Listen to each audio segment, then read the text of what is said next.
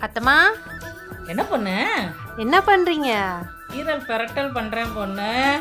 ஈரல் பெரட்டலா? ஆமா பொண்ணு. ஈரல் பெரட்டல் பண்ணலாமா?